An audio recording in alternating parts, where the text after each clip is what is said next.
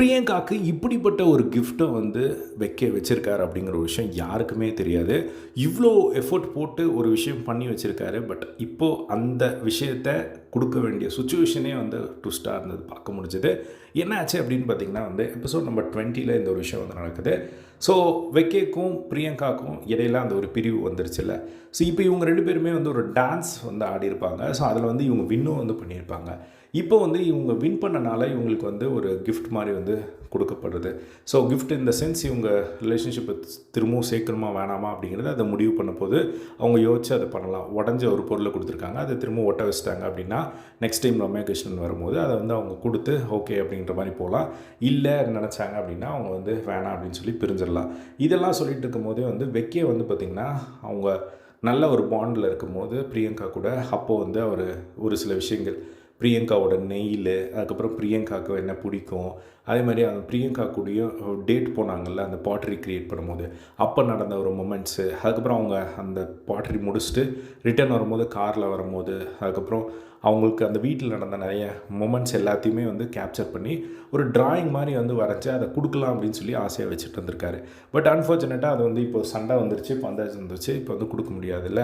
So இப்போ இந்த ஒரு டாஸ்க்கோட வின்னர் அப்படின்னு சொல்லி இதெல்லாம் அனௌன்ஸ்மெண்ட் கொடுத்த உடனே வெக்கே வந்து ரம்யா கிருஷ்ணன் மேம் சொல்கிறாங்க, இந்த மாதிரி வெக்கே வந்து உங்களுக்கு ஒரு கிஃப்ட் வச்சுருக்காரு அப்படின்னு சொன்னோடனே அந்த இடத்துல பிரியங்கா உடனே வந்து இல்லை வேணாம் மேம் எனக்கு வேணாம் அப்படின்னு சொல்கிறாங்க. அதுக்கப்புறம் சரி ஓகே அவர் எடுத்துகிட்டு வந்து காட்டுவார், அது வைப்பார், உங்களுக்கு வேணும்னா எடுத்துக்கோங்க இல்லைனா விட்டுருங்க அப்படிங்கிற மாதிரி வந்து சொல்கிறாங்க. அதுக்கப்புறமா அதை வந்து எடுத்துகிட்டும் வராரு. ஸோ எடுத்துகிட்டு வந்து காட்டுறாரு, அதை எக்ஸ்ப்ளனேஷனும் வந்து கொடுக்குறாரு. அதுக்கப்புறம் கொடுத்துட்டு அதை வந்து வைக்கிறாரு. ஸோ அதை வந்து பிரியங்கா எடுப்பாங்களா மாட்டாங்களா அப்படின்னு பார்த்துட்டு இருக்கும்போது அவங்க வந்து பார்த்திங்கன்னா அதை எடுத்துகிட்டு அவங்க உள்ளே போகிறாங்க. அதுக்கப்புறமா உள்ளே போய் பார்த்துட்டு அதை பிரித்து பார்த்து அந்த ஃபோட்டோவை பார்க்குறாங்க. எல்லாமே ஒரு மாதிரி கண் கலங்கி அவங்க வந்து உட்கார்றாங்க. அதுக்கப்புறமா ஒரு விஷயம் நடக்குது. ஸோ இப்போது திரும்பவும் பிரியங்காவும் வைக்கவும் சேருவாங்களா அப்படின்ற ஒரு கேள்வி வருது. ஸோ அதுக்கு தான் அந்த ஒரு ப்ரோக்கன் கிளாஸை வந்து கொடுத்துருக்காங்கல்ல. ஸோ அது வந்து இப்போது அதை பற்றி டிஸ்கஸ் பண்ணும்போது வெக்கே எல்லாம் கேட்குறாங்க. அப்போது வெக்கே கிளியராக சொல்கிறாரு, நான் கிளியராக இருக்கேன், எனக்கு திரும்பவும் அவங்க கூட கனெக்ட் ஆகணும் அப்படிங்கிற அவசியம் இல்லை. ஸோ நான் எல்லாமே சொல்லியிருக்கேன், ஆனால் அவள் என்கிட்ட எல்லாத்தையும் மறைச்சி என்னால் இது சொல்ல முடியாது அப்படின்னு சொல்கிறப்போ எனக்கு வந்து அந்த இடத்துல வந்து ட்ரஸ்ட் வந்து பிரேக் ஆகுது.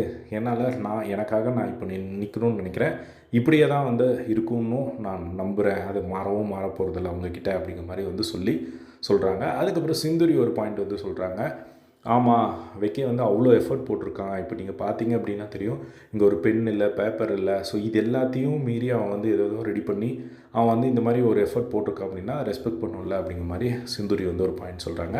அதுக்கப்புறம் வெக்கே வந்து இவ்வளோ பண்ணியிருக்கேன், இதெல்லாம் விட்டுட்டு இத்தனை இதை ஏன் பண்ணல, இப்போ நான் சிந்துரிக்கு தோசை எடுத்துகிட்டு போய் கொடுத்தது தான் அவங்க ஒரு கேள்வியாக வந்து கேட்குறாங்க. ஸோ எதுவுமே அவங்களுக்காக பண்ணாத மாதிரி வந்து சொல்கிறது தப்பாக இருக்குது. உனக்கு ஜெல்லஸாக இருந்தால் ஜெல்லஸ்ன்னு சொல்லலாம்ல, ஆனால் அதை சொல்லாமல் அவங்க வந்து சண்டை போடுறாங்க, எனக்கு அது ஓகே இல்லை அப்படிங்கிற மாதிரி அவங்க ஒரு பக்கம் சொல்கிறாங்க. இன்னொரு பக்கம் பிராவோ கிட்டே வந்து அவங்க பிரியங்காவும் வந்து சொல்கிறாங்க, நான் வந்து சண்டை போட்டு ரிசால்வ் ஆக ட்ரை பண்ணலையா அப்படிங்க பிராவோ வந்து கேட்குறாங்க. இந்த லை டிடெக்டர் டாஸ்க் அப்புறம் தான் உனக்கு இவ்வளோ கடுப்பு அப்படின்னு கேட்குறாங்க. ஆமாம், அதுக்கு முன்னாடி கூட வந்து நான் ஓகேவாக இருந்தது அப்படிங்கிற மாதிரி பிரியங்கா சொல்கிறாங்க. அதுக்கப்புறம் பிராவோ சொல்கிறாரு, சண்டை போட்டு ரிசால்வ் ஆகலைன்னா எஃபோர்ட் போடவே இல்லையா சார்ட் அவுட் பண்ணுறதுக்கு. பிராவோ வந்து அந்த மாதிரி கேட்கும் போது பிரியங்கா வந்து சொல்கிறாங்க, ஆமாம் அவன் கொஞ்சம் கூட வந்து எஃபோர்ட்டே வந்து போடலை, நான் அவ்வளோ அழுது அவன் முன்னாடி, அவன் வந்து என்னை ஷிட் மாதிரி தான் வந்து ட்ரீட் பண்ணான். ஸோ அவன் வந்து சிந்துரிக்கிட்ட போய் சாரி கேட்டுட்டு வந்து என்கிட்ட பேசுன்னு சொல்கிறான், இப்படி வந்து ஹேண்டில் பண்ணவே கூடாதுல்ல எந்த ஒரு விஷயத்தையும் அப்படின்னு சொல்லிட்டு பிரியங்கா வந்து பார்த்திங்கன்னா சமக்கோவமாக அந்த இடத்துல வந்து சொல்கிறாங்க. ஸோ இதுலேருந்தே தெரிஞ்சிருச்சு, அவ்வளோதான் இவங்க 2 பேரும் இதுக்கு மேலே செய்கிறதுக்கான எந்த ஒரு வாய்ப்பும் இல்லை அப்படிங்கிற மாதிரி தான் வந்து இருந்தது. ஸோ வெயிட் பண்ணி வந்து பார்க்கலாம் ஃபர்தராக ஏதாவது ட்விஸ்ட் இருக்கா அப்படின்னு சொல்லிட்டு. இதே மாதிரி எல்லா செகண்ட் லவ் அப்டேட்ஸ்க்கு நம்மளோட சேனலை சப்ஸ்கிரைப் பண்ணி சப்போர்ட் பண்ணுங்கள். தேங்க்ஸ் ஃபார் வாட்சிங். பை.